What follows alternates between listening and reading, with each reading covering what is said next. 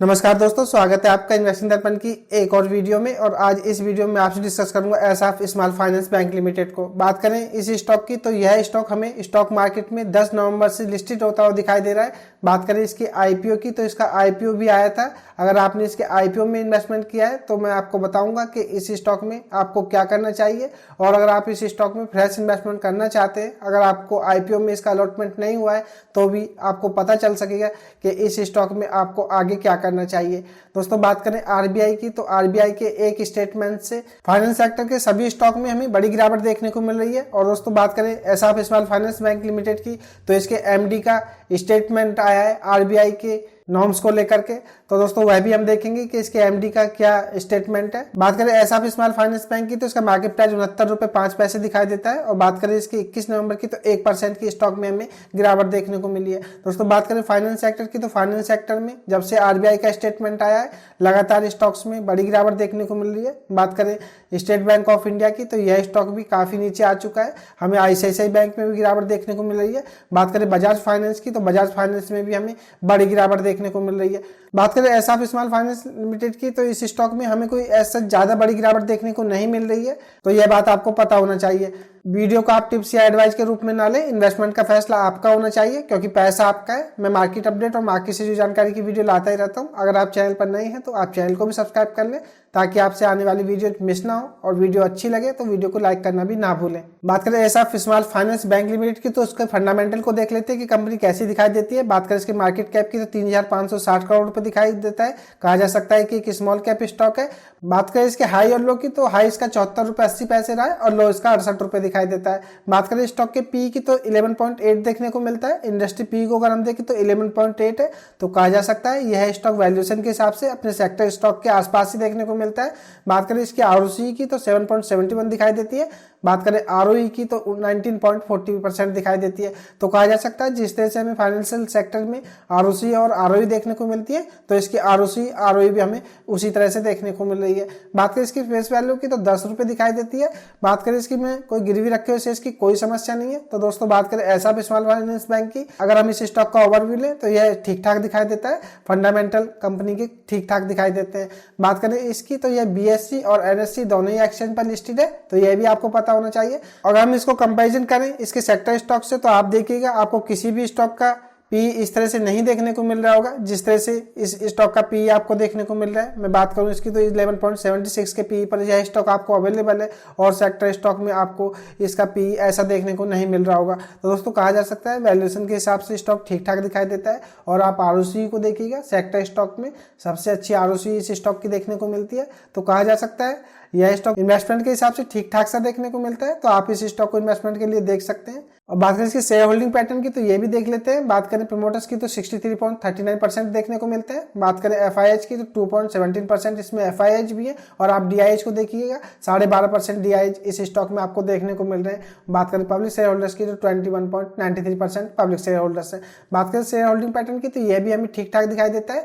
Majority share holder promoters है और FIH इसमें देखने को मिलते हैं। और डीआईएच के पास इस स्टॉक में काफी अच्छी हिस्सेदारी देखने को मिल रही है। बात करें एसएफ स्मॉल फाइनेंस बैंक के आईपीओ की लिस्टिंग डेट की तो दोस्तों जैसा कि मैंने आपको बताया था यह 10 नवंबर को स्टॉक मार्केट में लिस्टेड हुआ था। बात करें इसके आईपीओ के इशू प्राइस की तो यह 57 रुपए से 60 रुपए के बीच हुआ था। और दोस्तों इसका इशू प्राइस 60 रुपए पर रहा था।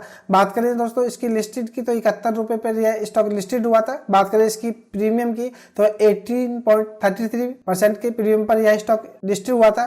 तो यह भी आपको पता होना चाहिए स्टॉक अपने लिस्टेड प्राइस के आसपास ही ट्रेड कर रहा है। तो कहा जा सकता है स्टॉक अभी इस समय अपने लिस्टेड प्राइस के आसपास ही बना हुआ है। कोई हमें इसमें बड़ी गिरावट देखने को नहीं मिल रही है। बात करें एसएफ स्मॉल फाइनेंस बैंक की तो आप इसके क्वार्टर टू के रेट्स को देखिएगा आपको मजा आ जाएगा। बात करेंगे इसकी जून 23 से सितंबर 23 की तो जहां सेल्स 899 करोड़ रुपए थी बढ़कर के 893 करोड़ रुपए हो गई है। तो सेल्स में भी हमें जंप देखने को मिल रही है। बात करें ईबीआईडीटी की तो 394 करोड़ से बढ़कर के 456 करोड़ रुपए हो गई है। तो ईबीआईडीटी में भी हमें जंप देखने को मिल रही है। बात करें नेट प्रॉफिट की तो 130 करोड़ रुपए से बढ़कर के 140 करोड़ रुपए हो गए। तो इसके नेट प्रॉफिट भी हमें बढ़ते देखने को मिल रहे हैं। और ईपीएस को अगर हम देखें तो इसमें भी सेम रेशियो में हमें जंप देखने को मिल रही है। बात करें इसके क्वार्टर टू की तो परफॉर्मेंस एक्सीलेंट देखने को मिल रही है। और आप ईयर ऑन ईयर बेसिस के हिसाब से देखिएगा सेल्स में 37% की जंप है। बात करें ईबीआईडीटी की तो इसमें भी हमें 73% की जंप देखने को मिल रही है। नेट प्रॉफिट में भी 143% की जंप है और ईपीएस में भी हमें सेम रेशियो में जंप देखने को मिल रही है। बात करें एसएएफ स्मॉल की तो ये इसके फंडामेंटल भी हमने देखे, वह भी ठीक ठाक देखने को मिलते हैं और कंपनी की क्वार्टर बेसिस के हिसाब से परफॉर्मेंस एक्सीलेंट देखने को मिल रही है और ईयर ऑन ईयर बेसिस के हिसाब से भी इसकी परफॉर्मेंस काफी अच्छी देखने को मिल रही है। दोस्तों जिस तरह से एक स्मॉल कैप स्टॉक है, कहा जा सकता है यह स्टॉक आने वाले समय में अच्छे रिटर्न्स दे सकता है, तो आप इस स्टॉक को इन्वेस्टमेंट के लिए देख सकते हैं। और मैं चाहूंगा जिस तरह से एक माइक्रो कैप या स्मॉल कैप स्टॉक है, आप इसका इन्वेस्टमेंट भी इस स्टॉक में छोटा ही होना चाहिए। आप इस स्टॉक में छोटी सी क्वांटिटी से इन्वेस्टमेंट शुरू कर सकते हैं और हो सकता है यह स्टॉक आपको लॉन्ग टर्म में अच्छे रिटर्न्स दे, क्योंकि दोस्तों स्टॉक मार्केट में स्टॉक अभी नया है तो इसके बारे में कुछ ज्यादा नहीं कहा जा सकता। लेकिन जैसा कि हमने इस कंपनी के बिजनेस को देखा, बिजनेस कंपनी का काफी अच्छा चल रहा है, जिस हिसाब से इसके हमने रिजल्ट्स को देखा। अगर हम बात करें इसके क्वार्टर 2 के रिजल्ट्स के हिसाब से और ईयर ऑन ईयर बेसिस के हिसाब से, तो परफॉर्मेंस काफी अच्छी देखने को मिल रही है और हो सकता है इसका बिजनेस आगे भी इसी तरह से ग्रो। और दोस्तों आपको स्टॉक मार्केट में एक चीज को समझना होगा, कंपनी का अगर बिजनेस ग्रो होता है तो उसका स्टॉक प्राइस भी आपको ग्रो होता हुआ देखने को मिलता है। तो इस स्टॉक में इन्वेस्टमेंट करने का एक शानदार मौका हो सकता है। ये स्टॉक अपने लिस्टेड प्राइस 71 रुपए के आसपास आपको देखने को मिल रहा है। अगर आपको आईपीओ में इसका अलॉटमेंट नहीं हुआ था तो दोस्तों आप इस स्टॉक में इस प्राइस पर भी इन्वेस्टमेंट शुरू कर सकते हैं। आने वाले समय में यह स्टॉक आपको अच्छे रिटर्न्स देगा। और दोस्तों बात करें आरबीआई की उस स्टेटमेंट की जिससे कि फाइनेंशियल सेक्टर पे हमें थोड़ा प्रेशर देखने को मिल रहा है, तो दोस्तों यह केपी थॉमस हैं जो कि एमडी और सीईओ हैं एसएएफ स्मॉल फाइनेंस बैंक के। तो इन्होंने यह कहा है कि जो आरबीआई के जो नॉर्म्स हैं वह हमारे बिजनेस को इफेक्ट नहीं करेंगे, क्योंकि दोस्तों बात करें आरबीआई के नॉर्म्स की तो आरबीआई के नॉर्म्स जो पर्सनल लोन्स को लेकर के थे कि पर्सनल लोन्स को थोड़ा कठिन कर दिया जाएगा, जिससे कि फाइनेंस सेक्टर के स्टॉक पर आपको प्रेशर देखने को मिल रहा था। बात करें इनके सीईओ एमडी की तो इन्होंने कहा है कि हमने एडिशनल रिस्क मैनेजमेंट वेट कर रखा है एनबीएफसी बुक में। तो दोस्तों यह भी एक अच्छी बात है इस स्टॉक की। अगर हम बात करें तो यह स्टॉक काफी अच्छा दिखाई दे रहा है और इनके एमडी और सीईओ का यह स्टेटमेंट भी काफी मायने रखता है कि इनके बिजनेस पर आरबीआई के जो नॉर्म्स हैं उनका इफेक्ट नहीं पड़ेगा।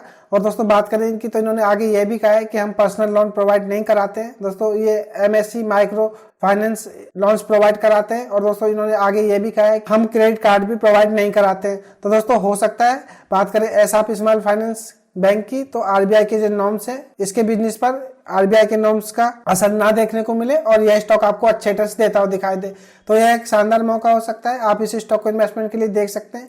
फिर भी दोस्तों इन्वेस्टमेंट का फैसला आपका होना चाहिए, क्योंकि पैसा आपका है। तो यह थी खास अपडेट एक शानदार स्मॉल कैप स्टॉक पर जो कि एसएएफ स्मॉल फाइनेंस बैंक है। आपको यह स्टॉक कैसा लगा और आपकी इस स्टॉक को लेकर के क्या राय है मुझे कमेंट करके बताएं। अगर आपको वीडियो अच्छी लगी तो वीडियो को लाइक करें, शेयर करें और अगर आपने चैनल को सब्सक्राइब नहीं किया है तो चैनल भी सब्सक्राइब कर लें। मैं मार्केट अपडेट और मार्केट से जो जानकारी की वीडियो लाता ही रहता हूँ। तो चलिए मिलते हैं फिर किसी नई वीडियो में, तब तक के लिए नमस्कार।